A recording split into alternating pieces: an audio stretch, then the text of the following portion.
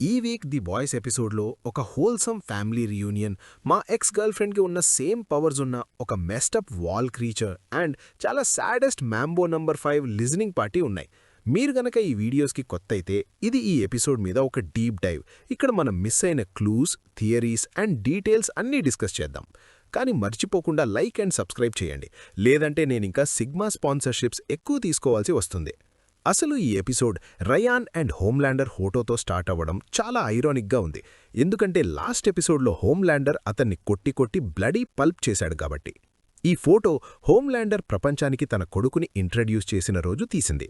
అదే రోజు తన మీద ఒక పాప్ క్యాన్ విసిరినందుకు ఒక స్టార్ లైటర్ని మర్డర్ చేశాడతను.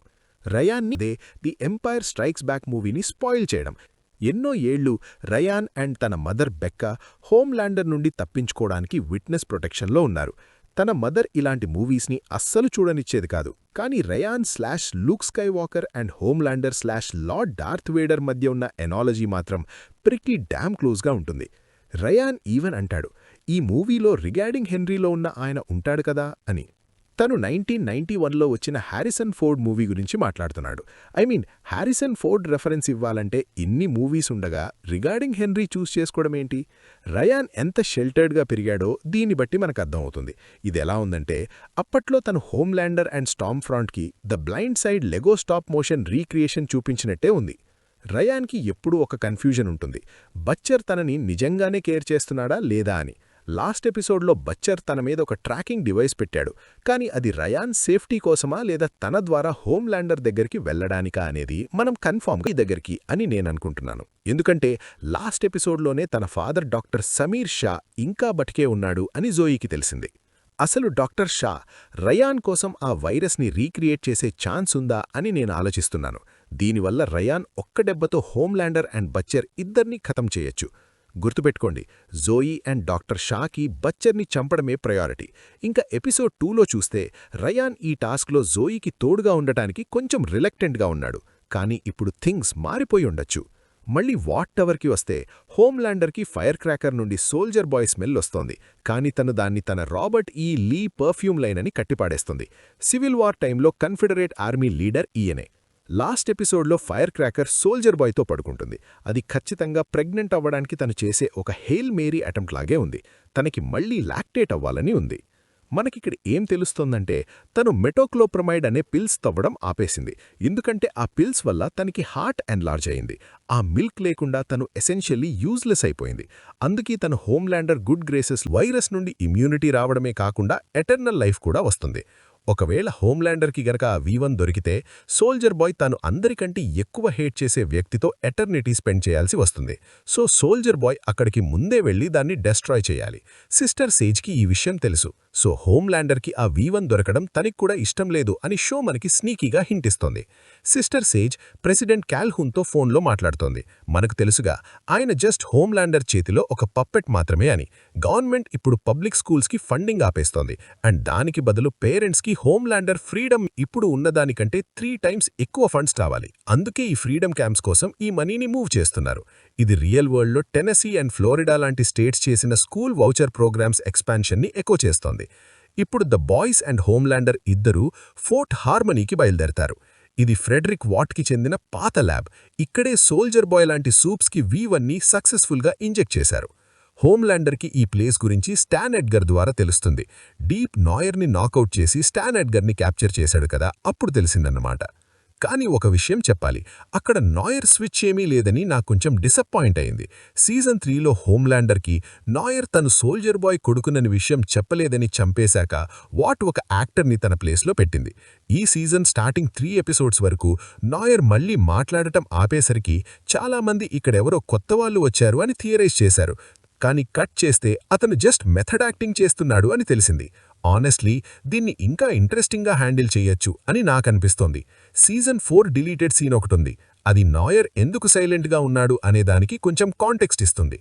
డీప్ వెళ్లి స్టాన్ ఎడ్గర్ క్యాప్చర్ క్రెడిట్ అంతా తాను తీసుకోవడంతో హైడింగ్లోకి వెళ్ళిపోయారు. సో తను మళ్లీ కనిపిస్తుందా లేదా అనే దాని మీద ఇంకా ఎలాంటి ఇన్ఫో లేదు. ఇంకా సిచ్యువేషన్ని వర్స్ట్గా మార్చే విషయం ఏంటంటే, యానీ డాడ్ ఒక కాప్ కాబట్టి స్టార్ లైటర్స్ అందర్నీ అరెస్ట్ చేసే రెస్పాన్సిబిలిటీ ఆయనదే. కానీ ఆయన చెప్పినట్లు అలా అరెస్ట్ చేయాల్సిన రోజులు వస్తే ఆయన సిక్ అని చెప్పి లీవ్ పెట్టేస్తారు. ఇక్కడ నాకు బాగా నచ్చింది ద బాయ్స్కి ఫ్రీడమ్ క్యాంప్ 47 విషయంలో హెల్ప్ చేసిన illustrious writer the worm and producer extraordinary Cotney Fotney ఇద్దరినీ పిలిచి హోమ్లాండర్ సిచ్యువేషన్ని ఎలా డీల్ చేయాలో ఐడియాస్ బ్రెయిన్ స్టార్మింగ్ చేయిస్తున్నారు. కాట్నీని మనం లాస్ట్ టైం కానీ నంబర్స్ మాత్రం అంతగా ఏం బాగులేవు. కేవలం 22% అమెరికన్స్ మాత్రమే హోమ్లాండర్ని వాళ్ళ ట్రూ గాడ్గా యాక్సెప్ట్ చేస్తారు. అందుకే వాళ్ళు ఒక కొత్త ఐడియాతో వచ్చారు. American ఎక్సెప్షనలిజం, manifest destiny and religion, ఈ మూడింటిని మర్జ్ చేసి డెమోక్రటిక్ చర్చ్ ఆఫ్ అమెరికా అనే ఒక కొత్త చర్చ్ని క్రియేట్ చేస్తారు.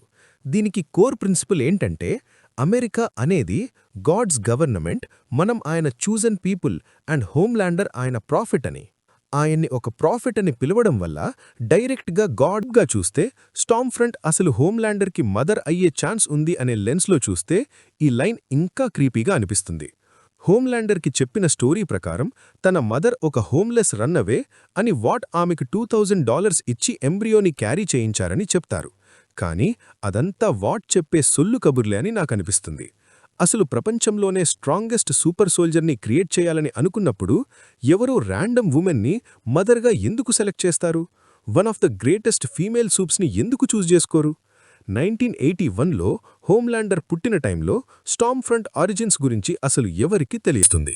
తను ప్రేమించే వాళ్ల కోసం తను నిలబడాలి, తన నాన్నలాగా హ్యూగీని ఒంటరిగా వదిలేయొద్దు అని. యానీ తన బ్రదర్ మేసన్తో కూడా కనెక్ట్ అవ్వడానికి ట్రై చేస్తుంది. మేసన్ రూమ్ చూస్తే మొత్తం కొన్ని ఫన్ పోస్టర్స్తో నిండిపోయింది. Men's lives matter, what tournament of heroes and మ్యావెరిక్కి చాలా ఇష్టమైన vbro mango thunder body spray posters ఉన్నాయి. దీనితో పాటు firecracker, queen Maeve and షీలీన్ లాంటి లేడీస్ పోస్టర్స్ కూడా అక్కడ ఉన్నాయి. మేసన్కి firecracker's flaming freedom sticks అంటే కూడా చాలా ఇష్టమున్నట్టుంది. నికో అండ్ ఫ్రెంచి బ్రేకప్ అయ్యారు అనే వైబ్ నాకు వచ్చింది. తను ఎందుకు మాట్లాడగలుగుతుందంటే తన లోపల ఉన్న కేయాస్ని వదిలేసిన దానివల్ల అని చెప్తుంది. కాని ఫ్రెంచీకి ఆ కేయాసే లైఫ్. తను మళ్ళీ ఆ లైఫ్లోకి వెళ్లలేదు కాబట్టి ఇద్దరి మధ్య కంపాటిబిలిటీ కుదరదు అని ఫిక్స్ అయిపోయారు. పోయిన వారం కిమికోకి పిల్లలు కావాలని, కాని ఫ్రెంచీకి ఇష్టం లేదని తెలిసాక ఇక వీళ్ళ ఇద్దరి మ్యాటర్ ఇప్పటికీ ఓవర్ అనే అనిపిస్తోంది. స్టార్లైట్ మళ్లీ హ్యూగీని కలుస్తుంది. నిజం చెప్పాలంటే ఈ స్పోర్ గొడవల్లో తను లేదని హ్యూగీ చాలా హ్యాపీగా ఉన్నాడు. ఒకవేళ ఇద్దరి మధ్యలో ఆ స్పోర్స్ వల్ల రేజ్ వచ్చి ఉంటే ఒకరిమీద ఒకరు ఎంత ఘోరమైన మాటలు అనుకునేవారో కదా. మదర్స్ మిల్క్ అండ్ బుచ్చర్ ఇప్పుడు కూలైపోయారు. బుచ్చరేమో సోల్జర్ బాయ్ మీద రష్యన్స్ చేసిన ఎక్స్పెరిమెంట్స్ని చూస్తున్నాడు. అది ఎందుకు చూస్తున్నాడో లేక రైటర్స్ జస్ట్ ఫన్ కోసం అలా పెట్టారో చూడాలి. మదర్స్ మిల్క్ అండ్ బుచ్చర్కి ఆ V1ని డిస్ట్రాయ్ చెయ్యాలి అని ఉంది. కానీ హ్యూగీ మాత్రం దాన్ని స్టార్లైట్ అండ్ కిమికో మీద యూజ్ చేయాలని ప్లాన్ చేస్తున్నాడు. ఇది చాలా పెద్ద కంటెన్షియస్ ఇష్యూ, ఇంకా దీనికి రెజల్యూషన్ దొరకలేదు. ఇక ఫైనల్ సీన్లో సమారిటన్స్ ఎంబ్రేస్ చర్చ్ రీబ్రాండింగ్ మనం చూడొచ్చు. ఫైర్ క్రాతుంది. హోమ్లాండర్ని ప్రాఫిట్గా ఇంట్రొడ్యూస్ చేసే టైంలో ఆయన్ని మొత్తం ఒక డివైన్ వైట్ లైట్లో చూపించారు. పాస్ట్ ఎపిసోడ్స్లో చూపించినట్టు క్రాస్ మీద ఉన్న క్రైస్ట్కి కింద హోమ్లాండర్ ఫ్రేమ్ అయ్యున్నాడు. ఒకవేళ హోమ్లాండర్ని జీసస్తో పోలుస్తుంటే దాని అర్థం ఆయన కూడా చనిపోతారానా? ఇక షో ముందు ముందు ఎలా ఉండబోతుందో అర్థం చేసుకోవడానికి ట్రైలర్ సోలింగ్ సెక్షన్లోకి వెళ్దాం. ఇక్కడ కొన్ని నిజంగానే ఇంట్రెస్టింగ్ విషయాలున్నాయి. మిస్టర్ మ్యారథాన్ కనిపిస్తున్నాడు అండ్ తన వెనకాలే సోల్జర్ బాయ్ కూడా ఉన్నాడు. కొన్ని ఎపిసోడ్స్ ముందే మనకి తెలిసింది మిస్టర్ మ్యారథాన్ మాలిబూలోని ఒక జనరల్ వెల్నెస్ రీహాబ్ ఫెసిలిటీలో జాయిన్ అయ్యారు అని. ఇంకొన్ని ఫ్రేమ్స్ తర్వాత చూస్తే హోమ్లాండర్ కూడా అక్కడే ఉన్నాడు. దీన్ని బట్టి సోల్జర్ బాయ్ అండ్ హోమ్లాండర్ మళ్లీ టీమప్ అయ్యారని క్లియర్గా అర్థమవుతుంది. ఇప్పుడు ఇది ఆ వెల్నెస్ సెంటరా లేక మిస్టర్ మ్యారథాన్ మ్యాన్షనా అనేది కొంచెం డౌట్ ఉంది. కానీ అక్కడ కొన్ని చీతా డెకార్ ఐటమ్స్ కనిపిస్తున్నాయి. మిస్టర్ మ్యారథాన్ ఒక స్పీడ్స్టర్ సూపే కాబట్టి అది ఆయనకి పర్ఫెక్ట్గా సూట్ అవుతుంది. ఇంకొంతమంది థియరైజ్ చేస్తున్నదేంటంటే అక్కడ ఉన్న ఇంకో వ్యక్తి మిస్టర్ మ్యారథాన్ హస్బెండ్ అయి ఉండొచ్చు అని. ఇక్కడ ఒక ఇంపార్టెంట్ పాయింట్.